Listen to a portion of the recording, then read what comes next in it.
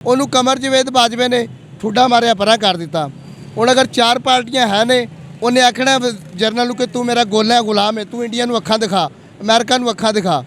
ਉਹਨੂੰ ਕਹਿਣਾ ਤੂੰ ਪਰੇ ਹਟ ਜਾ ਖਾਨ, ਤੂੰ ਸਹੀ ਨਹੀਂ, ਤੂੰ ਸ਼ਬਾਦ ਤੂੰ ਆ ਜਾ। ਸਾਡੇ ਮੁਲਕ ਦੇ ਅੰਦਰ ਸਿਰਫ ਔਰ ਸਿਰਫ ਫੌਜ ਦੇ ਜਰਨਲ ਜਿਹੜੇ ਨੇ ਨਾ, दूसरे नंबर पे पुराने वजीर आजम इमरान खान को मौका मिला था, इमरान खान ने क्या किया? उन्होंने जनरल कमर जवेद बाजवे ने हटाता है।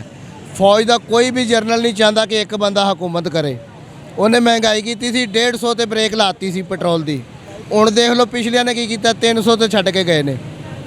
जेड़ा बंदा आएगा वो खाएगा। अमेरिका का 1 रुपया देख लो, 320 रुपये जा रहे हैं 1 रुपये के। अमेरिका की पॉलिसी के सारे जरनल और पहले वाले पुराने वजीर आजम इन्हों के कहण ते अमेरिका ते चलते ने पे।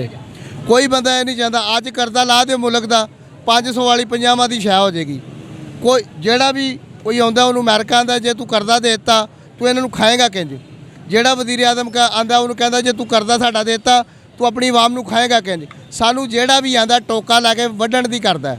इमरान खान ने दावे नाल कहा सी कि मैं टैक्स लावां दा मलक रियाज जैसा दीवान जैसा बड़े पैमाने के लोगों, तुसीं गरीब लोग ना परेशान होवो।